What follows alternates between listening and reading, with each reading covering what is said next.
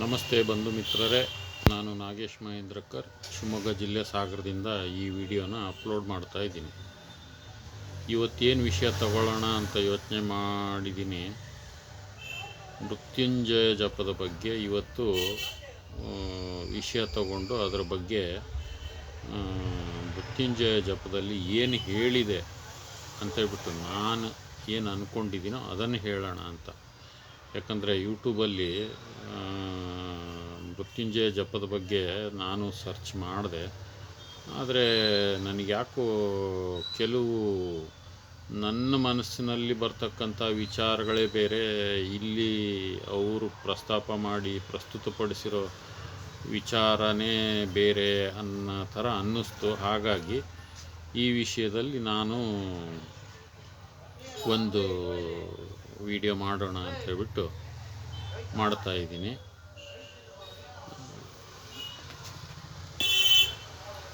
ಹೆಸರೇ ಹೇಳೋ ಹಾಗೆ ಮೃತ್ಯುಂಜಯ ಜಪ ಅಂದರೆ ಮೃತ್ಯುವನ್ನು ಜಯಿಸುವಂತಹ ಜಪ.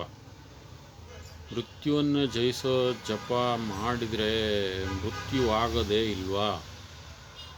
ಹಾಗಾದರೆ ನಾನು ಸಾಯೋದೇ ಇಲ್ವಾ ಅನ್ನೋ ಥರ ಯೋಚನೆ ಬರುತ್ತೆ. ಹಾಗೆ ಅನಿಸತ್ತೆ. ಮೃತ್ಯುಂಜಯ ಅಂದರೆ ಮೃತ್ಯುವನ್ನು ಗೆದ್ದಂಥ ಮಾನವ ಅಂತ ಅಂದರೆ ನಾನು ಸಾಯೋದೇ ಇಲ್ಲ ಅಂತ ಅಲ್ವಾ ಅರ್ಥ? ಆದರೆ ನನಗನ್ಸೋದೇನಂತಂದರೆ ಮೃತ್ಯು ಇದ್ದೇ ಇದೆ, ಸಾಯೋದೇ ಇಲ್ಲ ಅಂತ ಅಲ್ಲ. ಹಾಗಾದರೆ ಮೃತ್ಯುಂಜಯ ಜಪ ಅನ್ನೋದು ಯಾಕೆ ಅಂತಂದರೆ, ಈಗ ಒಂದು ಥೀಮನ್ನು ಅರ್ಥ ಮಾಡ್ಕೊಳ್ಳೋಣ. ಹುಟ್ಟಿರ್ತಕ್ಕಂಥ ಪ್ರತಿಯೊಂದು ಜೀವಿನೂ ಸಾಯಬೇಕು ಅನ್ನೋದು ಪೂರ್ವ ನಿರ್ಧಾರಿತ. ಅಂದರೆ ಸೃಷ್ಟಿ, ಸ್ಥಿತಿ, ಲಯ.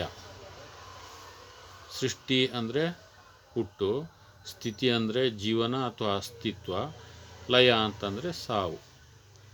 ಹಾಗಾದರೆ ಈ ಸೃಷ್ಟಿ, ಸ್ಥಿತಿ, ಲಯ ಅಂತಂದಮೇಲೆ ಸಾವು ಆಗಲೇಬೇಕಲ್ವಾ? ಸಾವು ಆಗಲೇಬೇಕು ಅಂತಂದರೆ ಮತ್ತು ಮೃತ್ಯುಂಜಯ ಜಪ ನಾನು ಹೇಳಿದ್ರೂ ಸಾಯ್ತೀನ? ಖಂಡಿತ ಸತ್ತೇ ಸಾಯ್ತಾರೆ ಎಲ್ಲರೂ. ಹಾಗಾದರೆ ಮೃತ್ಯುಂಜಯ ಜಪ ಯಾಕೆ? ಈಗ ಒಂದು ಮನುಷ್ಯನ ಜೀವನದಲ್ಲಿ ಸಾವನ್ನು ಗೆಲ್ಲೋದಕ್ಕೆ ಸಾಧ್ಯನೇ ಇಲ್ಲ. ಅವನು ಸಾವನ್ನು ಮುಂದೂಡಬಹುದು, ಮೃತ್ಯುವನ್ನು ಮುಂದೂಡಬಹುದು. ಸಾವು ಶತಸಿದ್ಧ, ಸಾವು ಪೂರ್ವ ನಿರ್ಧಾರಿತ. ಅಂದರೆ ಅರ್ಥ ಮಾಡ್ಕೊಳ್ಳಿ, ಇಲ್ಲಿ ಏನಿದೆ, ಸಾವು ಇಲ್ಲದೆ ಇರೋದು ಅಂದರೆ ಪರಬ್ರಹ್ಮ ಸ್ವರೂಪ ಅಥವಾ ಆತ್ಮರೂಪ. ಒಂದು ಆತ್ಮ ಜೀವಾತ್ಮದಲ್ಲಿ ಸೇರಿಕೊಂಡು, ಅಂದರೆ ಏಕಭಾವದಿಂದ ದ್ವಿಭಾವ ಅಂದರೆ ಎರಡು ಭಾವಕ್ಕೆ, ಒಂದು ಜೀವ ಸೃಷ್ಟಿಯ ಭಾವದಲ್ಲಿ ಹುಟ್ಟಿದವಾಗ ಸೃಷ್ಟಿಯಾಯಿತು. ಅದು ಎಷ್ಟು ವರ್ಷ ಇರುತ್ತೆ ಅನ್ನೋದು ಕೂಡ ಅದರ ಅಸ್ತಿತ್ವದಲ್ಲಿ ಇರುತ್ತೆ. ಅಸ್ತಿತ್ವ ಮತ್ತು ಸಾವು, ಲಯ. ಇಲ್ಲೇನಾಗತ್ತೆ, ಸಾವು ಅನ್ನೋದೇನಿದೆಯಲ್ಲ, ಈ ಶರೀರಕ್ಕೆ ಮಾತ್ರ ಸಾವು, ಆತ್ಮಕ್ಕೆ ಸಾವಿಲ್ಲ. ನೀವು ಆತ್ಮಸ್ವರೂಪಿ ಅಥವಾ ನಿಮಗೆ ಆತ್ಮಜ್ಞಾನ ಉಂಟಾಗಿದ್ದರೆ ಸಾವಿನ ನೋವು ಇರಲ್ಲ. ಆದರೆ ಈ ಶರೀರಕ್ಕೆ ಮೃತ್ಯು ಅನ್ನೋದೇನಿದೆ ಅದು ಇದ್ದೇ ಇರುತ್ತೆ. ಹಾಗಾಗಿ ಇಲ್ಲಿ ಹುಟ್ಟಿರ್ತಕ್ಕಂಥ ಪ್ರತಿಯೊಂದು ಜೀವಿಗೆ, ಒಂದು ಸಣ್ಣ ಜೀವಿಯಿಂದ ಹಿಡಿದುಬಿಟ್ಟು, ಈಗ ಬ್ರಹ್ಮಾಂಡ ಕೂಡ ಸೃಷ್ಟಿಯಾಗಿದೆ ಅಂತ ಹೇಳ್ತಾರೆ. ಹಾಗಾದರೆ ಬ್ರಹ್ಮಾಂಡಕ್ಕೂ ಸಾವಿದೆಯಾ? ಬ್ರಹ್ಮಾಂಡಕ್ಕೂ ಸಾವಿದೆ. ಇಲ್ಲೇನಾಗತ್ತೆ, ಆತ್ಮಕ್ಕೆ ಮಾತ್ರ ಸಾವಿಲ್ಲ. ಅದನ್ನು ಹೇಗೆ ಹೇಳ್ತೀವಿ ಅಂತಂದರೆ, ಈಗ ಆತ್ಮ ಪರಮಾತ್ಮನಲ್ಲಿ ಲೀನವಾಯಿತು ಅಂತ ಹೇಳ್ತೀವಿ. ಪರಮಾತ್ಮನಲ್ಲಿ ಲೀನವಾಯಿತು ಅಂತಂದರೆ, ಈಗ ಒಂದು ದೊಡ್ಡ ಹೊಳೆಯಲ್ಲಿ ಒಂದು ಮಳೆ ಹನಿಯ ನೀರು ಲೀನವಾದರೆ ಏನಾಗತ್ತೆ, ಕೂಡ್ಕೊಂಡ್ರೆ. ಹಾಗೆ ಆತ್ಮ ಏನಿದೆ, ಇದು ಒಂದು ಹನಿ ಅದರ ಮೂಲ ಸ್ವರೂಪ ಅಂದರೆ ಬೃಹತ್ ಪರಮಾತ್ಮದಲ್ಲಿ ಲೀನವಾದರೆ ಅದು ಸಾವಲ್ಲ. ಆ ಥರದ್ದೊಂದು ಸ್ಥಿತಿಗೆ ಹೋಗಬೇಕು ಅನ್ನೋದಾದರೆ ನೀವು ಆತ್ಮಸ್ವರೂಪವನ್ನು ಕಂಡ್ಕೋಬೇಕು. ಜೀವಾತ್ಮಕ್ಕೆ ಅದು ಜೀವಾತ್ಮದಲ್ಲಿ ಇರೋ ತನಕ ಜೀವಕ್ಕೆ ಸಾವಿದೆ, ಆತ್ಮಕ್ಕೆ ಸಾವಿಲ್ಲ. ಆತ್ಮ ತನ್ನ ಮೂಲದಲ್ಲಿ ಲೀನವಾಗತ್ತೆ, ಹಾಗೆ ಜೀವಕ್ಕೆ ಸಾವಿರುತ್ತೆ. ಹೌದು. ಹಾಗಾದರೆ ಮೃತ್ಯುಂಜಯ ಜಪ ಯಾಕೆ ಹೇಳಬೇಕು? ಸಾಯ್ತೀವಿ ಅಂದಮೇಲೆ ಅದು ಹಾಗಲ್ಲ. ಹೇಗೆ ಅಂತ ನಾವು ಒಂಚೂರು ಅರ್ಥ ಮಾಡ್ಕೊಳ್ಳೋಣ. ಈ ಅಸ್ತಿತ್ವದಲ್ಲಿರಬೇಕಾದ್ರೆ, ಅಂದರೆ ಈ ಜೀವನದಲ್ಲಿ ಬದುಕಿರಬೇಕಾದ್ರೆ ನಮಗೆ ಹಲವಾರು ಕಂಟಕಗಳು ಬರ್ಬೋದು. ಅಂದರೆ ಈಗ ನೀವು ಜಾತಕ ನಂಬೋರಾದರೆ ಜಾತಕದ ಪ್ರಕಾರ ಸರಿಯಾದ ಜ್ಯೋತಿಷಿಗಳು ನಿಮ್ಮ ಗ್ರಹಗತಿಗಳನ್ನು ನೋಡಿ ಅದನ್ನು ನಿಮಗೆ ಇಂಥ ಪರಿಸ್ಥಿತಿಯಲ್ಲಿ ಕಂಟಕ ಇದೆ ಅಂದರೆ ಮೃತ್ಯು ಕಂಟಕ ಅನ್ನೋದಿದೆ, ಅಥವಾ ನಿಮಗೆ ದೈಹಿಕ ತೊಂದರೆ ಆಗ್ಬೋದು. ಹೀಗೆ ಹಲವಾರು, ಅಂದರೆ ಇವಾಗ ನಿಮ್ಮ ಮಾನಸಿಕ ಸ್ಥಿತಿ ಸರಿ ಇಲ್ಲ ಅಂತಂದರೆ, ನಿಮ್ಮ ಬೇಡ, ಯಾರ್ದೋ ಒಬ್ಬ ವ್ಯಕ್ತಿಯ ಅಂತ ಅಂದ್ಕೊಳ್ಳೋಣ, ಆ ವ್ಯಕ್ತಿಯ ಮಾನಸಿಕ ಸ್ಥಿತಿ ಸರಿ ಇಲ್ಲದೆ ಇದ್ಬಿಟ್ರೆ ಆತ್ಮಹತ್ಯೆ ಕೂಡ ಶರಣಾಗ್ಬೋದು. ಅಂದರೆ ಆ ಥರದ್ದು ಒಂದು ಪರಿಸ್ಥಿತಿ ಅವನನ್ನು ಮೃತ್ಯುವಿಗೆ ತಳ್ಳಬಹುದು. ಆ ಥರದ ಹಲವಾರು, ಈಗ ಎಲ್ಲೋ ಪ್ರಯಾಣ ಮಾಡ್ತಾ ಇರ್ತಾರೆ ಅಂತ ಇಟ್ಕೊಳ್ಳಿ, ಯಾರು ಸಾಯಬೇಕಂತ ಇರಲ್ಲ, ಅಥವಾ ಸಾಯೋ ಕಲ್ಪನೆ ಕೂಡ ಯೋಚನೆ ಮಾಡಿರಲ್ಲ. ಅಪಘಾತ ಆಯಿತು ಅಂತ ಅಂದರೆ ಕೆಲವರು ಸಾಯ್ತಾರೆ, ಕೆಲವರು ಬದುಕ್ತಾರೆ. ಆದರೆ ಸತ್ತವರು ಕೂಡ, ಪೆಟ್ಟು ಬಿದ್ದಿರೋರು ಕೂಡ ಆಸ್ಪತ್ರೆಗಳಲ್ಲಿ ನರಳುತ್ತಾ ಇರ್ತಾರೆ, ಸಾವಿನ ಜೊತೆ ಸೆಣಸಾಡ್ತಾ ಇರ್ತಾರೆ. ಅಂದರೆ ಜೀವ ಹೋಗುತ್ತೋ ಉಳಿಯುತ್ತೋ ಅನ್ನೋ ಥರ ಆತಂಕದಲ್ಲಿರ್ತಾರೆ. ಆ ಥರದ ಪರಿಸ್ಥಿತಿಯಲ್ಲಿ ಮೃತ್ಯುಂಜಯ ಜಪ ಅಂದರೆ ಸಾವು ನಮ್ಮನ್ನು ಸೆಳೆದುಕೊಂಡು ಬಿಡ್ಬೋದು ತಕ್ಷಣ. ಒಂದು 10 ನಿಮಿಷ ಉಸಿರು ಕಟ್ಟಿಬಿಟ್ರೆ ಯಾವುದೋ ಒಂದು ಕಾರಣದಿಂದ, ಅನಾರೋಗ್ಯದ ಪರಿಸ್ಥಿತಿ ಇರ್ಬೋದು, ಅಥವಾ ಆತಂಕಕಾರಿ ಘಟನೆ ಇರ್ಬೋದು, ಅಥವಾ ಇನ್ನೇನೋ ಒಂದು ಕಾರಣದಿಂದ ಶರೀರದಲ್ಲಿ ರಕ್ತ ಪರಿಚಲನೆ ಆಗದೆ ಇರ್ಬೋದು, ಅಥವಾ ಇನ್ಯಾವುದೋ ಕಾಯಿಲೆಯಿಂದ, ರಕ್ತ ಹೆಪ್ಪುಕಟ್ಟೋದ್ರಿಂದ ಇರ್ಬೋದು, ಅಥವಾ ಹಾರ್ಟ್ ಅಟ್ಯಾಕ್ ಆಗೋದ್ರಿಂದ ಇರ್ಬೋದು, ಅಥವಾ ಇನ್ನೇನೋ ಒಂದು ವಿಧದಿಂದ ಒಂದು ಜೀವದ ಒಂದು 10 ನಿಮಿಷನೂ ಬೇಡ, 5 ನಿಮಿಷ ಅಲ್ಲಿ ಒಂದು ಜೀವ ಹೋಗುತ್ತೆ. ಆದರೆ ಅಮೃತಗಳಿಗೆ ಅಂತ ಅಂತಾರೆ ಕೆಲವರು. ಅಂದರೆ ಈ ಎಂಥದ್ದು ಗೋಲ್ಡನ್ ಪೀರಿಯಡ್ ಅಂತ ಹೇಳ್ತಾರೆ ಇಂಗ್ಲೀಷಲ್ಲಿ. ಯಾವುದೇ ಒಂದು ವ್ಯಕ್ತಿ ಸಾಯೋದಕ್ಕಿಂತ ಮುಂಚೆ ಆ ಕೆಲವು ಗಂಟೆಗಳು ಗೋಲ್ಡನ್ ಅವರ್ ಅಂತಾರೆ. ನಮ್ಮಲ್ಲಿ ಕನ್ನಡದಲ್ಲಿ ಅಮೃತಗಳಿಗೆ ಅಂತಾರೆ. ಈ ರಾವು ಕಾಲ, ಗುಳಿಗೆ ಕಾಲ, ಅಮೃತಗಳಿಗೆ ಅಂತ ಹೇಳ್ಬಿಟ್ಟು ಯೋಚನೆ ಮಾಡ್ತಾರಲ್ಲ, ಅದು ಆ ವಿಷಯ ಇನ್ನೊಂದು ಸಲ ಯೋಚನೆ ಮಾಡೋಣ. ಅಮೃತಗಳಿಗೆ ಅಂತಂದರೆ ಆ ವ್ಯಕ್ತಿ ಬದುಕಲಿಕ್ಕೆ ಸಮಯಾವಕಾಶ ಇರುತ್ತೆ. ಆ ಥರದ್ದು ಪರಿಸ್ಥಿತಿ ಅವನಿಗೆ ಆ ಸಮಯದಲ್ಲಿ ಹಲವಾರು ಒಂದು ಮಾನಸಿಕ ಇರ್ಬೋದು, ಶಾರೀರಿಕ ಇರ್ಬೋದು. ಶಾರೀರಿಕ ಅಂತಂದರೆ ಅವನಿಗೊಂದು ಆಸ್ಪತ್ರೆಗೆ ಕರ್ಕೊಂಡೋಗೋದ್ರಲ್ಲಿ ಇರ್ಬೋದು, ಅಥವಾ ಮಾನಸಿಕವಾಗಿ ಎಚ್ಚರಾವಸ್ಥೆಯಲ್ಲಿ ಇದ್ದರೆ, ಶರೀರ ಕೆಲಸ ಮಾಡ್ತಾಯಿದ್ರೆ, ಅಥವಾ ಆ ಸಂದರ್ಭದಲ್ಲಿ, ಅಪಘಾತದ ಸಂದರ್ಭದಲ್ಲಿ ಅಥವಾ ಅವಘಡದ ಸಂದರ್ಭದಲ್ಲಿ, ಅಪಾಯದ ಪರಿಸ್ಥಿತಿಯಲ್ಲಿ ಆತನಿಗೆ ಚಿಕಿತ್ಸೆ ಸಿಕ್ಕರೆ, ಆತನಲ್ಲಿ ಇರ್ತಕ್ಕಂಥ ಒಂದು ಜೀವ ಚೈತನ್ಯಕ್ಕೆ ಒಂದು ಚೂರು ಬಲ ಬಂದುಬಿಟ್ರೆ ಬದುಕೊಂಡ್ಬಿಡ್ತಾನೆ. ಇದು ನಿಜವಾದ ಅರ್ಥದಲ್ಲಿ ಮೃತ್ಯುಂಜಯ ಜಪ ಎಂತಹ ಸಂದರ್ಭದಲ್ಲಿ ಬೇಕಾಗತ್ತೆ ಅನ್ನೋದಕ್ಕೆ ಇದು ಮೃತ್ಯುಂಜಯ ಜಪ. ಬದುಕೋದಕ್ಕೆ ಆಯುಷ್ ಇರುತ್ತೆ, ಆದರೆ ಕೆಲವಾರು ಕಾರಣಗಳಿಂದ ಆಸ್ಪತ್ರೆಗೆ ಕರ್ಕೊಂಡೋಗೋಕ್ಕಾಗದೇ ಇದ್ದಿರ್ಬೋದು, ಅಥವಾ ಇನ್ಯಾವುದೋ ಕಾರಣ ಇದ್ದಿರ್ಬೋದು, ಅವನು ಅಸಹಾಯಕನಾಗಿರ್ತಾನೆ. ಬೇರೆಯವರಿಂದನೂ ಆ ಸಂದರ್ಭದಲ್ಲಿ ಸಹಾಯ ಸಿಗೋದಿಲ್ಲ. ಆಕ್ಸಿಡೆಂಟಾಗಿ ಬಿದ್ದಿರ್ತಾರೆ. ಈ ಥರದ್ದೊಂದು ಪರಿಸ್ಥಿತಿಯಲ್ಲಿ ಆಮೇಲೆ ಮಾನಸಿಕ ಸ್ಥೈರ್ಯ ಅನ್ನೋದು, ಆಮೇಲೆ ಈ ಉಸಿರಾಟ ನಿಲ್ಲದೆ ಇರ್ತಕ್ಕಂಥ ಪ್ರಕ್ರಿಯೆ ಅಥವಾ ಡಾಕ್ಟ್ರುಗಳಿಗೆ ಹೆಲ್ಪ್ ಸಿಗೋವಂಥದ್ದು, ಇವೆಲ್ಲ ಕೂಡ ಏನಾಗುತ್ತೆ, ಅಮೃತಗಳಿಗೆ ಅಂತ ಒಂದು ಏನು ಆ ಟೈಮ್ ಇರುತ್ತೆ, ಆ ಟೈಮಲ್ಲಿ ಒಂದು ಜೀವವನ್ನು ಉಳಿಸ್ಬೋದಾಗಿರುತ್ತೆ.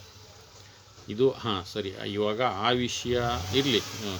ಆದರೆ ಈ ಮೃತ್ಯುಂಜಯ ಜಪ ಅನ್ನೋದು ಯಾತಕ್ಕಿದೆ ಅಂತಂದರೆ, ಆ ಥರದ್ದು ಒಂದು ಪರಿಸ್ಥಿತಿಯಲ್ಲಿ ಇರ್ತಕ್ಕಂಥವ್ರನ್ನ ಪಾರು ಮಾಡೋದಕ್ಕೆ, ಅನಾರೋಗ್ಯದ ಪರಿಸ್ಥಿತಿ ಅಥವಾ ಅಪಾಯದ ಪರಿಸ್ಥಿತಿ ಅಥವಾ ಆತಂಕದ ಪರಿಸ್ಥಿತಿಯಲ್ಲಿ ಇರ್ತಕ್ಕಂಥವ್ರನ್ನ ಪಾರು ಮಾಡೋದಾದರೆ, ಪಾರು ಮಾಡಾದ್ಮೇಲೂ ಕೂಡ ಅವರನ್ನು ಭಾಳ ಕೇರ್ಫುಲ್ಲಾಗಿ ನೋಡ್ಕೋಬೇಕಾಗಿರುತ್ತೆ. ಅಂಥ ಸಂದರ್ಭದಲ್ಲಿ ಹೇಗೆ ಆ ವ್ಯಕ್ತಿಯನ್ನು ಕಾಪಾಡುತ್ತೆ ಈ ಮೃತ್ಯುಂಜಯ ಜಪ ಅಂತ ಅಂದರೆ, ಇದು ಒಂದು ಡಿಕೋಡಿಂಗ್ ಪ್ರೋಸೆಸ್. ಇದು ಏನು ಮಾಡಿದರೆ ವ್ಯಕ್ತಿ ಬದುಕ್ತಾನೆ ಅಂತಹ ಸಂದರ್ಭದಲ್ಲಿ ಅನ್ನೋ ವಿಷಯನ ಇವತ್ತು ಹೇಳಬೇಕು ಅಂತ ಅಂದ್ಕೊಂಡಿದ್ದೀನಿ. ಅದು ಮೃತ್ಯುಂಜಯ ಜಪದಲ್ಲಿ ಇದೆ. ಬೇರೆಯವ್ರು ಹೇಳಿದ್ದು ನನಗೆ ಸಮಾಧಾನ ಇಲ್ಲದೆ ಇರೋದ್ರಿಂದ, ಅಂದರೆ ಮೃತ್ಯುಂಜಯ ಜಪದ ಬಗ್ಗೆ ಪರಮಾತ್ಮನನ್ನು, ಈಶ್ವರನನ್ನು ಪೂಜೆ ಮಾಡಿಬಿಟ್ರೆ, ಧ್ಯಾನ ಮಾಡಿಬಿಟ್ರೆ ಬದುಕ್ಬಿಡ್ತಾನೆ, ಅಥವಾ ಆ ಸಂದರ್ಭದಲ್ಲಿ ಬದುಕ್ಬೋದು. ಆದರೆ ಅದರ ನಂತರನೂ ಕೂಡ ಏನು ಮಾಡೋ ಅಂಥದ್ದಿದೆ ಅಂತೇಳ್ಬಿಟ್ಟು ಈ ಮಂತ್ರದಲ್ಲಿ ಇದೆ. ಈಗ ಮೃತ್ಯುಂಜಯ ಮಂತ್ರ ಅಥವಾ ಜಪ ಮಾಡಿದರೆ, ಜಪ ಅನ್ನೋದೇನಿದೆ ಅದು ನಾವು ಮಾಡೋಂಥ ಪ್ರೋಸೆಸ್ಸು. ಮೃತ್ಯುಂಜಯ ಮಂತ್ರ ಅನ್ನೋದೇನಿದೆ ಅದು ಏನಂತ ಹೇಳುತ್ತೆ ಅನ್ನೋದನ್ನು ಹೇಳೋಣ. ಮಂತ್ರ ತ್ರಯಂಬಕಂ ಯಜಾಮಹೇ ಸುಗಂಧಿಂ ಪುಷ್ಟಿವರ್ಧನಂ ಊರ್ವಾರುಕ ಬಂಧನಾತ್ ಮೃತ್ಯೋರ್ಮುಕ್ಷಿ ಯಮಾಮೃತಾತ್. ಇದು ಮೃತ್ಯುಂಜಯ ಮಂತ್ರ ಅಲ್ವಾ? ಹಾಗಾದರೆ ತ್ರಯಂಬಕಂ ಅಂತಂದರೆ ಎಲ್ಲರೂ ಏನಂತಾರೆ, ತ್ರಯಂಬಕ ಅಂತಂದರೆ ಇವಾಗ 3 ಕಣ್ಣು ಉಳ್ಳವನು ಅಂತ. 3 ಕಣ್ಣು ಉಳ್ಳವನು ಅಂತ ಅಂದ್ಕೂಡ್ಲೇ ಸೀದಾ ನಮ್ಮ ಕಲ್ಪನೆಗೆ ಅಥವಾ ಯೋಚನೆಗೆ ಅಥವಾ ನಮ್ಗೆ ಗೊತ್ತಿರೋದೇನು, ಈಶ್ವರ 3 ಕಣ್ಣಿರೋನು ಅಂತ. ನೀವು ಕೂಡ 3 ಕಣ್ಣಿರೋರೆ. 2 ಕಣ್ಣು ಸ್ಥೂಲ ಶರೀರದ ಕಣ್ಣು, 1 ಆಜ್ಞಾಚಕ್ರದ ಕಣ್ಣು ಈಶ್ವರಂಗಿರೋದೆ, ಅದು ಅವನಲ್ಲಿ ಯಾವಾಗಲೂ ಇರುತ್ತೆ. ಅದೇ ಥರ ಇನ್ನೊಂದಿದೆ, ನಿಮಗೆಲ್ರಿಗೂ ಗೊತ್ತು, ನಮ್ಮ ಪುರಾಣದಲ್ಲಿ ಇವತ್ತಿಗೂ ಪೂಜೆ ಕೈಂಕರ್ಯಗಳಲ್ಲಿ, ಪೂಜಾ ಕಾರ್ಯಗಳಲ್ಲಿ ಉಪಯೋಗಿಸ್ತಕ್ಕಂಥ ತೆಂಗಿನಕಾಯಿ ಅನ್ನೋದೇನಿದೆ, ಅದಕ್ಕೆ ನೀವು 3 ಕಣ್ಣು ಇರ್ತಕ್ಕಂಥದ್ದು ಅಂತ ಹೇಳ್ತೀವಿ. ಅದನ್ನು ಯಾವತ್ತೂ ಇವಾಗ ತ್ರಯಂಬಕಂ ಯಜಾಮಹೇ ಇದರಲ್ಲಿ ಯಾವ ಕಾಲದಲ್ಲೂ ಇರ್ತಕ್ಕಂಥ ತ್ರಿಮೂರ್ತಿ ಅಂತ. ನೀವಿಲ್ಲಿ ತೆಂಗಿನಕಾಯಿ ಆದರೂ ತಗೋಬೋದು, ಈಶ್ವರನ ಒಂದು ಅರ್ಥವನ್ನಾದರೂ ತಗೋಬೋದು, ಅಥವಾ ಸ್ವತಃ ನೀವು ಅಂತಲೂ ತಗೋಬೋದು. ನಿಮ್ಮಲ್ಲಿರೋ ಅರಿವು ಅನ್ನೋದೇನಿದೆಯಲ್ಲ ಅದು 3ನೇ ಕಣ್ಣೆ. ನೀವು ಇಲ್ಲಿ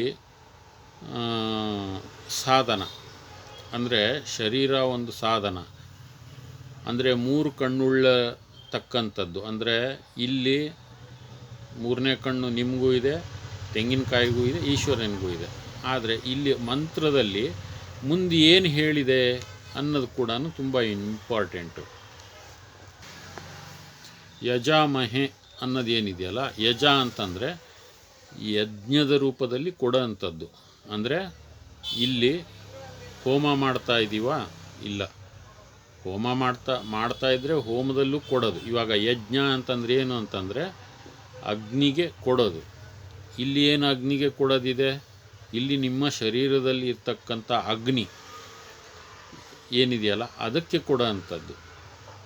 ಅಂದರೆ ಮೊದಲನೇದಲ್ಲಿ ತ್ರಯಂಬಕಂ 3 ಕಣ್ಣುಳ್ಳದ್ದು, 2ನೇದು ಯಜ ಅಂತಂದರೆ ಯಜ್ಞ ಅಥವಾ ಯಜ ಅಂದರೆ ಕೊಡೋದು ಅಂತ. ಆ ಕೊಡೋದು ಅನ್ನೋದು ಏನಿದೆಯಲ್ಲ, ಯಾವುದಕ್ಕೆ ಕೊಡೋದು? ನಿಮ್ಮ ಶರೀರದಲ್ಲಿ ಇರ್ತಕ್ಕಂಥ ಅಗ್ನಿಗೆ ಕೊಡೋದು ಅಂತ ನಾನು ಅಂದ್ಕೊಂಡಿರೋದು. ಹೇಗೆ ಅಂತಂದರೆ, ಮುಂದಿನ ಸಾಲುಗಳಲ್ಲಿ ಏನು ಹೇಳುತ್ತೆ? ಸುಗಂಧಿಂ ಪುಷ್ಟಿವರ್ಧನಂ ಅಂತ ಹೇಳುತ್ತೆ. ಸುಗಂಧಿಂ ಪುಷ್ಟಿವರ್ಧನಂ ಅಂತಂದರೆ, ಈಗ ನೀವು ಈಶ್ವರನ ಒಂದು ಕಲ್ಪನೆ ತಗೊಂಡ್ರೆ, ಈಶ್ವರನಿಗೆ ನೀವು ಸುಗಂಧವನ್ನು ಅಂತಂದರೆ ನೀವು ಊದಿನ ಕಡ್ಡಿ ಹಚ್ಚೋದಾಗಲಿ ಅಥವಾ ಒಂದು ನೈವೇದ್ಯವನ್ನು ಕೊಡೋದು ಅಂತ. ಈಶ್ವರನಿಗೆ ನೀವು ನೈವೇದ್ಯವನ್ನು ಕೊಡೋದು, ಸುಗಂಧಭರಿತವಾದ್ದನ್ನು ಕೊಡೋದು ಅಂತಂದರೆ ಅರ್ಥ ಈಶ್ವರನಿಗೆ ಕೊಡೋದು ಅನ್ನೋದಕ್ಕಿಂತನೂ ಈಗ ಸಾವಿನ ಪರಿಸ್ಥಿತಿಯಲ್ಲಿ ಇರ್ತಕ್ಕಂಥವನು ಈ ನಿಮ್ಮ ಶರೀರ, ಇದಕ್ಕೆ ನೀವು ಕೊಡ್ತಕ್ಕಂಥದ್ದು, ಇಲ್ಲಿರ್ತಕ್ಕಂಥ ಅಗ್ನಿಗೆ ಕೊಡ್ತಕ್ಕಂಥದ್ದು. ಅಂದರೆ ನೀವು ತ್ರಿನೇತ್ರನನ್ನು ನೀವು ನಿಮ್ಮ ಶರೀರದಲ್ಲಿ ಅಥವಾ ಮನಸ್ಸಿಗೆ ನೀವು ಮಂತ್ರಗಳನ್ನು ಅಥವಾ ಒಂದು ಬೇರೆ ರೀತಿಯಿಂದ ಕೊಡ್ಬೋದು. ಅದಕ್ಕೆ ಬೀಜ ಮಂತ್ರಗಳು ಅಥವಾ ಗಾಯತ್ರಿ ಅಥವಾ ಇನ್ನೂ ಕೆಲವು ಈ ಆಂಜನೇಯಂದು ಸ್ತೋತ್ರಗಳು, ಯಾವುದು ಚಾಲೀಸ, ಹನುಮಾನ್ ಚಾಲೀಸ, ಇವೆಲ್ಲ ಕೊಡೋದು ಮಾನಸಿಕವಾಗಿ ಕೊಡೋ ಅಂಥದ್ದು. ಆದರೆ ಇಲ್ಲಿ ಅಗ್ನಿಗೆ ಕೊಡೋ ಅಂಥದ್ದು ಅಂತಲೇ ಸ್ಪಷ್ಟವಾಗಿ ಗೊತ್ತಾಗತ್ತೆ. ಏನು? ತ್ರಯಂಬಕಂ ಯಜಾಮಹೇ ಸುಗಂಧಿಂ ಪುಷ್ಟಿವರ್ಧನಂ. ಪುಷ್ಟಿವರ್ಧಿಸುವಂಥದ್ದು ಯಜ್ಞದ ರೂಪದಲ್ಲಿ ಕೊಡಬೇಕು. ಏನು? ತ್ರಿನೇತ್ರ ಅಂತಂದರೆ 3 ಕಣ್ಣುಳ್ಳದ್ದು. ಅಂದರೆ ಇಲ್ಲಿ ಹಿಂದಿಂದ ಯಾವಾಗಲೂ ಇರ್ತಕ್ಕಂಥದ್ದು 3 ಕಣ್ಣುಳ್ಳಂಥದ್ದು. ನಾವು ಶ್ರೇಷ್ಠವಾಗಿ ಪೂಜೆಯಲ್ಲಿ ಉಪಯೋಗಿಸ್ತಾ ಇರ್ತಕ್ಕಂಥದ್ದು ತೆಂಗಿನಕಾಯಿ. ಮೂರನೇ ಕಣ್ಣು ಅಂತ ಇನ್ನೊಂದು ಹಣ್ಣು ಬರ್ತಾಯಿತ್ರಿ, ಅದು ಎಳ್ನೀರು ಥರನೇ, ಅದರೊಳಗೆ 3 ಎಳ್ನೀರು ಥರ ಇರ್ತಾಯಿತ್ತು. ಅದು ಈಗ ಬರ್ತಾನೆ ಇಲ್ಲ, ಎಷ್ಟೋ 20 ವರ್ಷಗಟ್ಟಲೆ ಆಯ್ತೇನಪ್ಪ ನೋಡಿ. ಸರಿ, ಆ ವಿಷಯ ಬಿಟ್ಟು ಹಾಕ್ರಿ. ಈಗೇನಂತಂದರೆ, ಇಲ್ಲಿ ಶರೀರ ಮೃತ್ಯು ಆಗ್ತಾ ಇರೋದು ಶರೀರದಲ್ಲಿ ಇರ್ತಕ್ಕಂಥ ಅಗ್ನಿಗೆ ಏನು ಕೊಡೋಂಥದ್ದು? ತ್ರಯಂಬಕ, 3 ಕಣ್ಣು ಇರ್ತಕ್ಕಂಥದ್ದರಿಂದ 3 ಕಣ್ಣು ಉಳ್ಳ ಅಂತಹ ಅದನ್ನು ನಾವು ಕೊಡಬೇಕು. ಅದು ಯಾವ ರೀತಿ ಇರಬೇಕು ಅನ್ನೋದನ್ನು ಕೂಡ ಹೇಳ್ತಾನೆ. ಯಾವ ರೀತಿ ಇರಬೇಕು ಅಂತ ಹೇಳಿದ್ದಾನೆ ಅಂದರೆ, ಸುಗಂಧಂ ಪುಷ್ಟಿವರ್ಧನಂ, ಸುಗಂಧಭರಿತವಾಗಿರಬೇಕು ಮತ್ತು ಪುಷ್ಟಿ ವರ್ಧಿಸುವಂಥದ್ದು ಇರಬೇಕು. ಯಾರ ಪುಷ್ಟಿ ವರ್ಧಿಸುವಂಥದ್ದಿರಬೇಕು?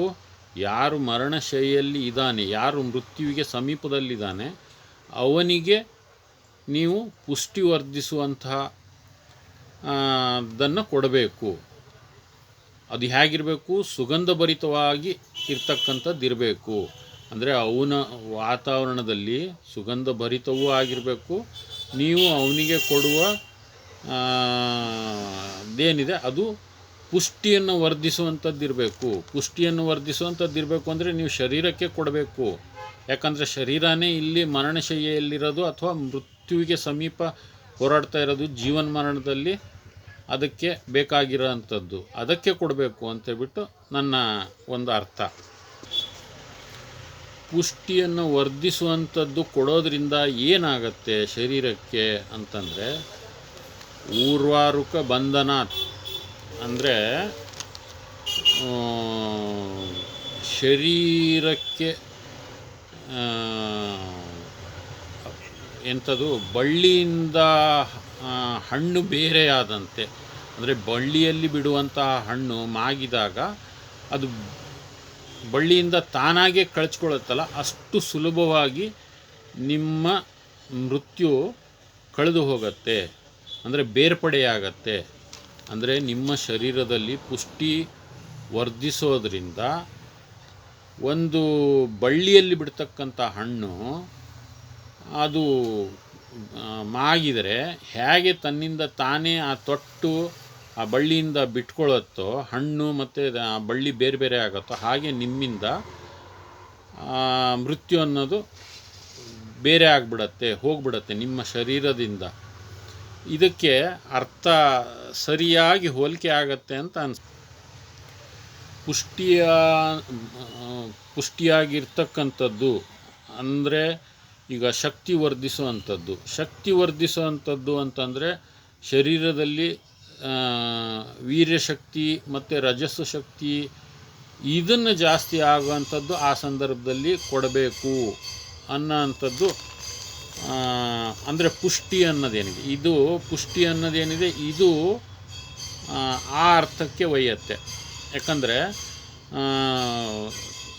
ತೇಜಸ್ಸು ಮತ್ತು ಓಜಸ್ಸು ಇವೆಲ್ಲ ಜಾಸ್ತಿ ಆಗಬೇಕು ಅನ್ನೋದಾದರೆ ಅದು ಪುಷ್ಟಿಯ ಕಾರಣದಿಂದ ಉಂಟಾಗತ್ತೆ ಅಂತೇಳ್ಬಿಟ್ಟು ಶರೀರದಲ್ಲಿ ಚೈತನ್ಯ, ಓಜಸ್ಸು, ಮಾತು, ಆಮೇಲೆ ಎಲ್ಲ ಒಟ್ಟು ಪಂಚೇಂದ್ರಿಯಗಳಲ್ಲಿ ಶಕ್ತಿ ಜಾಸ್ತಿ ಆಗುತ್ತೆ. ಈ ಪಂಚೇಂದ್ರಿಯಗಳು ಅಲ್ಲಿ ಜಾಸ್ತಿ ಆಗಬೇಕು ಶಕ್ತಿ ಅಂತಂದರೆ ಇಲ್ಲಿ ಶರೀರದಲ್ಲಿ ಇರ್ತಕ್ಕಂಥ ಸಪ್ತಧಾತುಗಳಿಗೂ ಶಕ್ತಿ ಹೋಗಬೇಕು. ಹಾಗೆ ನಮ್ಮ ಶರೀರದಲ್ಲಿ ಇರ್ತಕ್ಕಂಥ ಏನಿದೆ ಸಪ್ತ ಗ್ರಂಥಿಗಳು, ಈ ಗ್ರಂಥಿಗಳು ಕೂಡ ಜಾಗೃತವಾಗಬೇಕು ಅನ್ನೋದೇ ಅರ್ಥ ಆಗತ್ತೆ ಇದರಲ್ಲಿ. ನೆಕ್ಸ್ಟು ಮೃತ್ಯೋರ್ಮುಕ್ಷಿ ಯಮಾಮೃತಾತ್ ಅಂತಂದರೆ ಮೃತ್ಯುವಿನಿಂದ ಮುಕ್ತಿಯನ್ನು ಕೊಟ್ಟು ಅಮೃತತ್ವದ ಕಡೆಗೆ ಸಾಗಿಸತ್ತೆ ಅಂತೇಳ್ಬಿಟ್ಟು ಅಲ್ವಾ. ಮೃತ್ಯೋರ್ಮುಕ್ಷಿ ಯಮಾಮೃತಾತ್ ಅಂತಂದರೆ ಸರಿ. ಇಲ್ಲಿಗೆ ನಿಮಗೆ ಏನು ಮೃತ್ಯುಂಜಯ ಮಂತ್ರ ಇಷ್ಟ ಆಗತ್ತೆ, ಇಷ್ಟಿದೆ. ಇದರಲ್ಲಿ ಮಹಾಮೃತ್ಯುಂಜಯ ಮಂತ್ರ ಅಂತ ಹೇಳ್ಬಿಟ್ಟು ಹೇಳ್ತಾರೆ. ಇದರಲ್ಲಿ ಏನಾಗುತ್ತೆ ಅಂತಂದರೆ ಕೆಲವು ಗಾಯತ್ರಿಯನ್ನು ಸೇರಿಸ್ತಾರೆ. ಅಂದರೆ ಭುವಃ ಸುವಹ ಅಂತೇಳ್ಬಿಟ್ಟೆಲ್ಲ ಇದೆಯಲ್ಲ, ಇದು ಸಿದ್ಧಿ ಮಾಡೋದಕ್ಕಾದರೆ ಅಂದರೆ ಇದರಿಂದ ಈಶ್ವರನ ಶಕ್ತಿ ಅಂದರೆ ಈಶ್ವರನೇ ಅಂದರೆ ಇವಾಗ ನಿಮಗೆ ಒಂದು ತಮೋಗುಣದಲ್ಲಿ ಸೃಷ್ಟಿಯ ನಾಶವನ್ನು ವ್ಯಕ್ತಪಡಿಸತಕ್ಕಂಥ ದೇವರು ಅವನ ಒಂದು ಕೃಪೆ ಅಥವಾ ಒಂದು ಸಾಧನೆ ಬೇಕು ಅಂತಂದರೆ ನೀವು ಇಲ್ಲಿ ಒಂದು ನಮಃ ಶಿವಾಯ ಮಂತ್ರ ಅಂದರೆ ಪಂಚಾಕ್ಷರಿ ಮಂತ್ರ, ಇದು ಶಿವಪುರಾಣದಲ್ಲಿ ತುಂಬ ಪ್ರಸಿದ್ಧವಾಗಿರ್ತಕ್ಕಂಥ ಮಂತ್ರ. ಅದರ ರಹಸ್ಯನೇ ಓಂ ನಮಃ ಶಿವ. ಇದು ಕೂಡ ನೀವು ಹೇಳಿದರೆ ಮೃತ್ಯುವಿನಿಂದ ಪಾರಾಗ್ತೀರಿ. ಆಮೇಲೆ ಕೆಲವು ಬೀಜ ಮಂತ್ರಗಳು ಅಂತಂದರೆ ಒಂದೊಂದೇ ಅಕ್ಷರದ ಮಂತ್ರಗಳಿದೆ. ಅದು ಓಂ ಹಂ ಶೂಂ ಅಂತೇಳ್ಬಿಟ್ಟೆಲ್ಲ ಇದೆ. ಅದು ನಾನು ಪೂರ್ತಿ ಹೇಳಲ್ಲ. ಈ ಥರದ್ದು ಕೆಲವು ಮಂತ್ರಗಳಿದೆ, ಅದನ್ನು ಉಚ್ಚಾರಣೆ ಮಾಡಬೇಕು. ಅಂತಂದರೆ ಯಾರಿಗೆ ಮೃತ್ಯು ಸಮೀಪದಲ್ಲಿದೆ ಅಥವಾ ಕಂಟಕ ಸಮೀಪದಲ್ಲಿದೆ ಅಥವಾ ದೋಷ ಇದೆ, ಅವರು ಮೃತ್ಯುವಿನಿಂದ ಪಾರಾಗಬೇಕು ಅನ್ನೋದಾದರೆ ಈ ಥರ ಬೀಜ ಮಂತ್ರಗಳನ್ನು ಪಠಣೆ ಮಾಡೋದ್ರಿಂದ, ಆಮೇಲೆ ನಮಃ ಶಿವಾಯ ಹೇಳೋದ್ರಿಂದ, ಆಮೇಲೆ ನೀವು ಈ ಮೃತ್ಯುಂಜಯ ಜಪವನ್ನು ಹೇಳೋದ್ರಿಂದ ಈ ಮೃತ್ಯು ಕಂಟಕದಿಂದ ಪಾರಾಗಬಹುದು. ನೀವು ಪಾರಾದ್ರಿ ಅಂತಂದರೆ ಹೊಸ ಜೀವನವನ್ನು ಪಡೆದಂತೆ.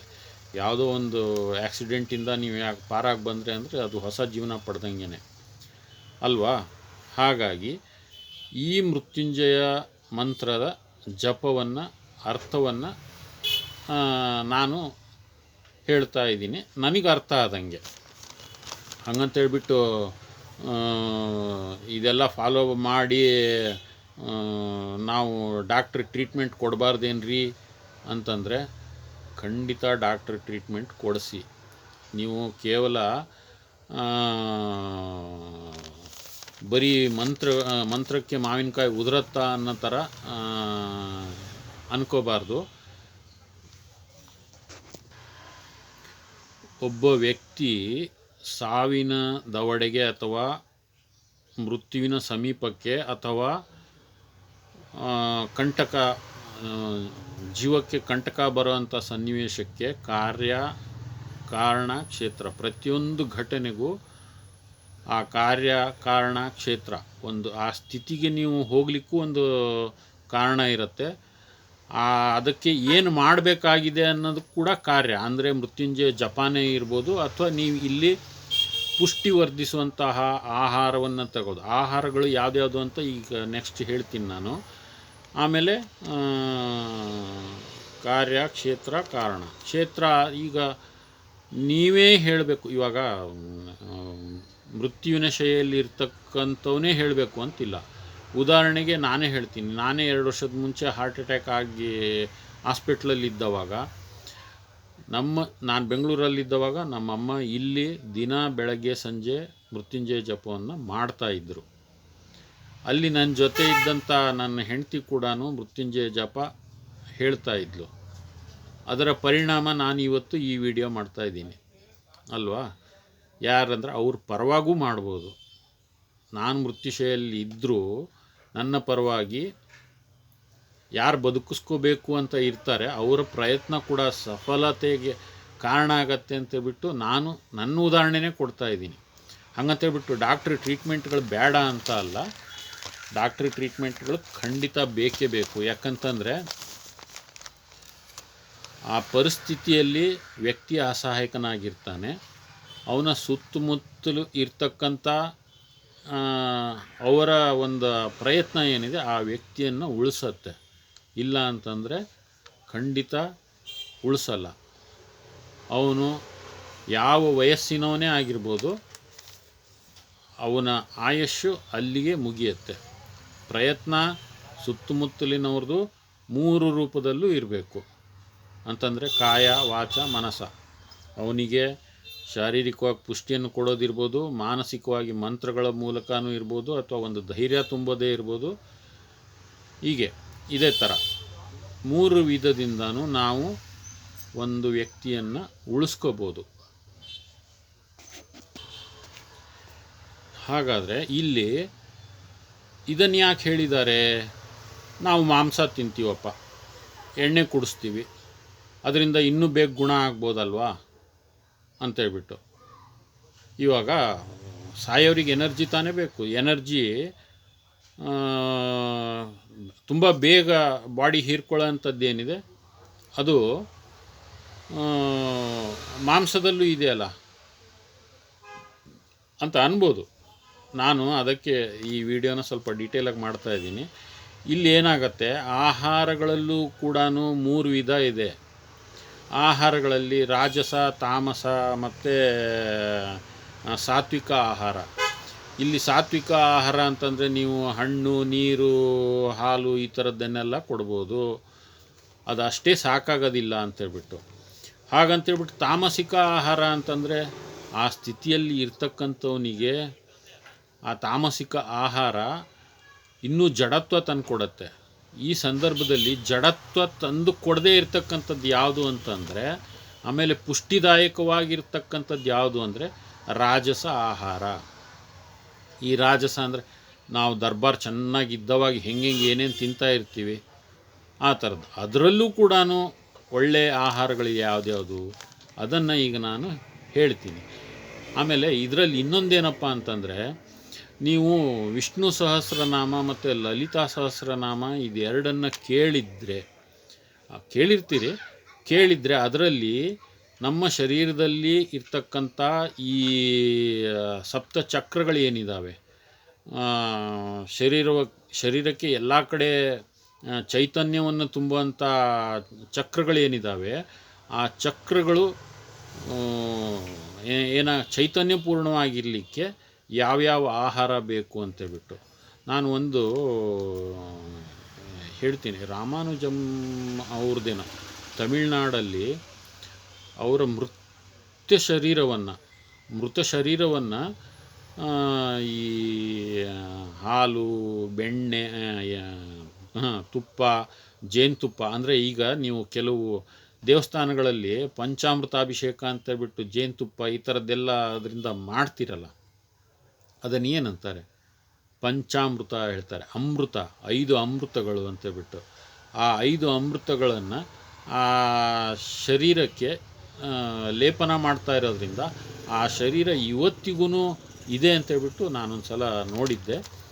ಅದೇ ಥರ ಇಲ್ಲೂ ಕೂಡ ಯಾವ್ಯಾವ ಆಹಾರಗಳು ಆ ಸ್ಥಿತಿಯಲ್ಲಿ ಅಂದರೆ ರಾಜಸ ಗುಣ ಹೊಂದಿರತಕ್ಕಂಥ ಆಹಾರಗಳು ಶರೀರದಲ್ಲಿ ಪುಷ್ಟಿಯನ್ನು ವರ್ಧಿಸುವಂಥದ್ದು, ವೀರ್ಯ ಮತ್ತು ರಜಸ್ಸನ್ನು ಹೆಚ್ಚು ಮಾಡುವಂಥದ್ದು, ಈ ಸಪ್ತ ಚಕ್ರಗಳನ್ನು ಜಾಗೃತಿ ಉಂಟು ಮಾಡ್ತಕ್ಕಂಥದ್ದು, ಪಂಚೇಂದ್ರಿಯಗಳಿಗೆ ಶಕ್ತಿಯನ್ನು ಅಂದರೆ ಜೀವಚೈತನ್ಯವನ್ನು ತುಂಬುವಂಥದ್ದು, ಆಮೇಲೆ ಕರ್ಮೇಂದ್ರಿಯಗಳಿಗೂ ಶಕ್ತಿಯನ್ನು ತುಂಬುವಂಥ ಆಹಾರಗಳು ಯಾವ್ದ್ಯಾವುದು ನಾವೆಲ್ಲ ದಿನ ಯೂಸ್ ಮಾಡ್ತಾ ಇರ್ತೀವಿ, ಆದರೆ ಅದು ಯಾವುದು ಅಂತ ಗೊತ್ತಿರಲ್ಲ.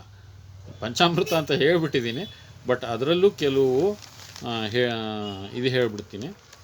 ಫಸ್ಟ್ ಆಫ್ ಆಲ್ ನಾನೀಗ ಮುಂಚೆನೇ ಪ್ರಸ್ತಾಪ ಮಾಡ್ದಂಗೆ ತೆಂಗಿನಕಾಯಿ. ನಾನು ತೆಂಗಿನಕಾಯಿನ ಕೂಡಲೇ ಈಗ ಒಂದು ನೆನಪಾಯಿತು. ನಮ್ಮ BM ಹೆಗಡೆ ಅಂತ ಕಾಣುತ್ತೆ, ಡಾಕ್ಟ್ರು, ನಮ್ಮ ಸೌತ್ ಕೆನರಾ ಸೈಡ್ ಡಾಕ್ಟ್ರೊಬ್ಬರು, ಇಂಟರ್ನ್ಯಾಷನಲ್ ತುಂಬ ಅವಾರ್ಡ್ಗಳನ್ನು ತಗೊಂಡಿರ್ತಕ್ಕಂಥವ್ರು. ಈ ತೆಂಗಿನಕಾಯಿ ಎಣ್ಣೆ ಬಗ್ಗೆ ತುಂಬ ಹೇಳಿದ್ದಾರೆ. ಇದು ಬ್ಯಾಡ್ ಕೊಲೆಸ್ಟ್ರಾಲ್ ಅಲ್ಲ ಅಂತೇಳ್ಬಿಟ್ಟು. ಆದರೆ ನಾವು ಅದನ್ನು ಅವರು ಹೇಳಿರೋ ಮಹತ್ತನ್ನು, ತೆಂಗಿನಕಾಯಿಯ ಮಹತ್ತನ್ನು ಇವತ್ತು ನಾವಿಲ್ಲಿ ಕಲ್ಪನೆ ಮಾಡಿ ನೋಡಿದರೆ ಅದು ಮೃತ್ಯುಕಾರಕ ಅಂತ. ಮೃತ್ಯು ಪರಿಹಾರ, ಕಾರಣ ಆಗೋದಲ್ಲ, ಮೃತ್ಯುವನ್ನು ಪರಿಹಾರ ಮಾಡ್ತಕ್ಕಂಥದ್ದು. ನೀವು ಎಲ್ಲ ಕಡೆಯೂ ನೋಡಿರ್ಬೋದು, ತಲೆಗೆ ಕೊಬ್ಬರಿ ಎಣ್ಣೆ ಹಾಕೋದ್ರಿಂದ ಹಿಡಿದ್ಬಿಟ್ಟು, ಆಹಾರಕ್ಕೆ ಕೊಬ್ಬರಿ ಎಣ್ಣೆ ಹಾಕೋದ್ರಿಂದ ಹಿಡಿದ್ಬಿಟ್ಟು, ಮೃತ್ಯು ನಿಮ್ಮ ಹತ್ತಿರ ಕೂಡ ಸುಳಿದಾಡಲ್ಲ. ನಿಮ್ಮ ಮೃತ್ಯುವನ್ನು ನೀವು ಮುಂದೂಡ್ತಾ ಹೋಗ್ಬೋದು, ನಿಮ್ಮ ಯೌವನವನ್ನು ಕಾಪಾಡಿಕೊಳ್ಬೋದು ಅನ್ನೋದು ಈ ತೆಂಗಿನಕಾಯಿಯ ಮಹತ್ವ. ಆರಾಮಿಲ್ದವರಿಗೆಲ್ಲ ಎಳ್ನೀರು ಕೊಡಿಸ್ತಾರೆ, ಯಾಕೆ ಹೇಳ್ರಿ?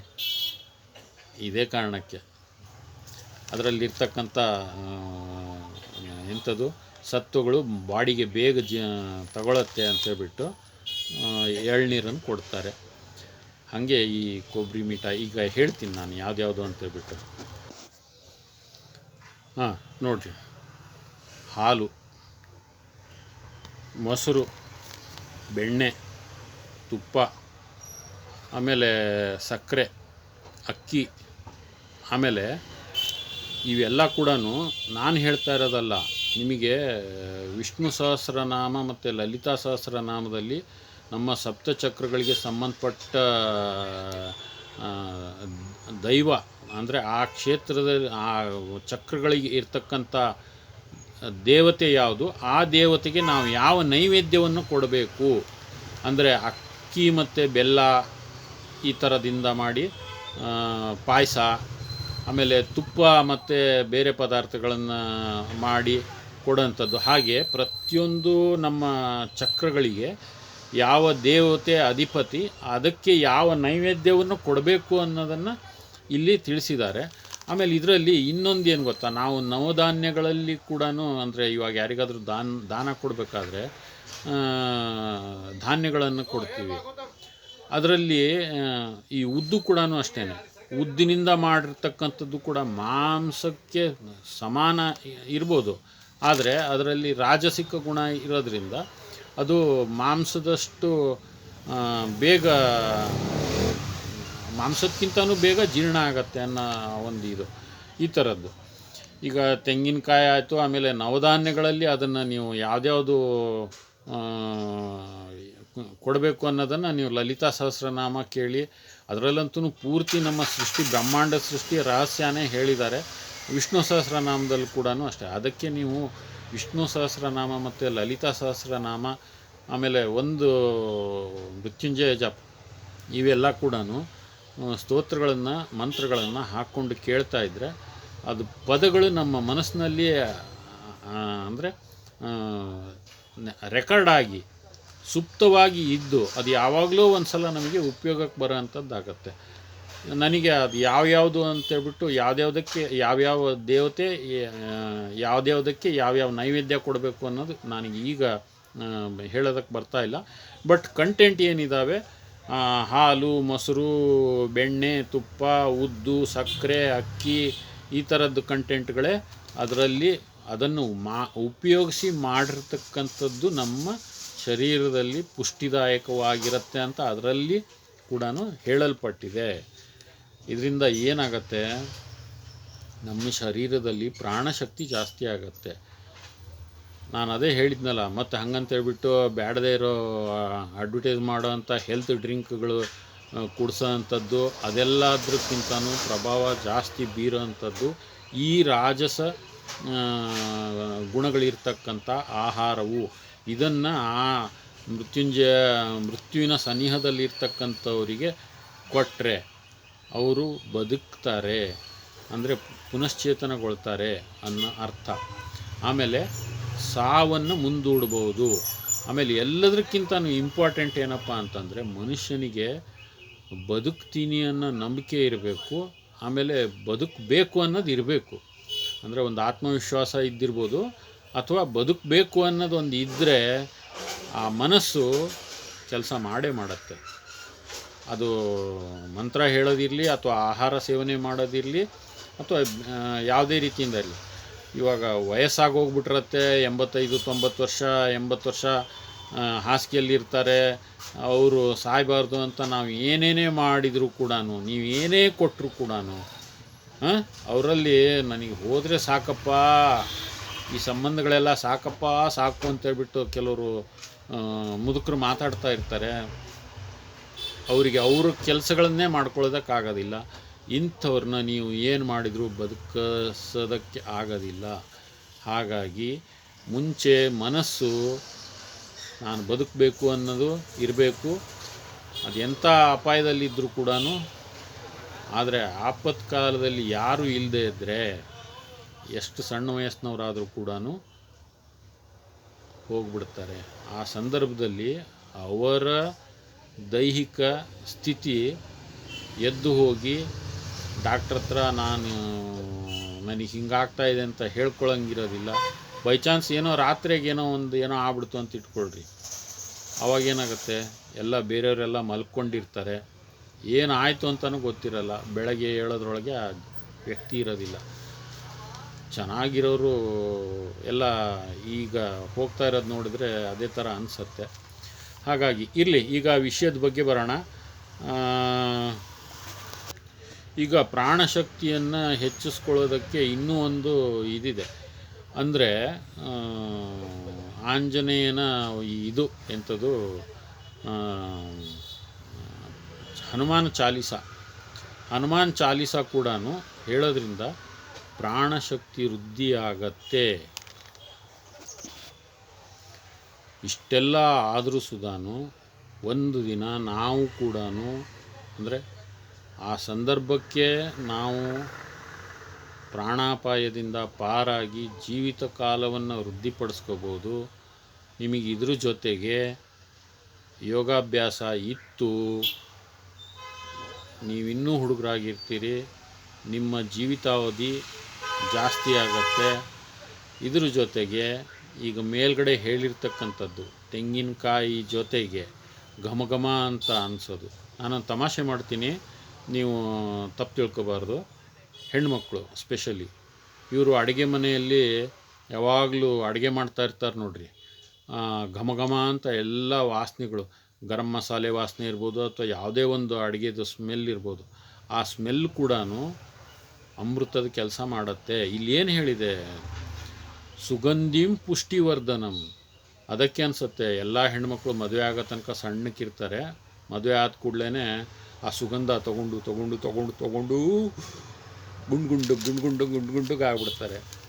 ಸಾರಿ, ತಮಾಷೆ ಮಾಡ್ತಾಯಿದ್ದೀನಿ. ಕೊನೆ ಕ್ಷಣದಲ್ಲಿ ಒಂದಿಷ್ಟು ಕಾಮಿಡಿ ಇರಲಿ ಅಂತೇಳ್ಬಿಟ್ಟು ಮೊಟ್ಟ ಮೊದಲನೇದಾಗಿ ಇನ್ನೊಂದು ಸಲ ಒಂದು ಇದು ಮಾಡಿಬಿಡೋಣ. ಮೊದಲನೇದಾಗಿ ವ್ಯಕ್ತಿ ಬದುಕ್ತೀನಿ ಅನ್ನೋ ಮನಸ್ಸಿರಬೇಕು. ಎಲ್ಲದಕ್ಕೂ ಮೂಲ ಕಾರಣ ಮನಸ್ಸು. ಆಮೇಲೆ ಶರೀರ ದುರ್ಬಲವಾಗಿದ್ದರೆ ಅಥವಾ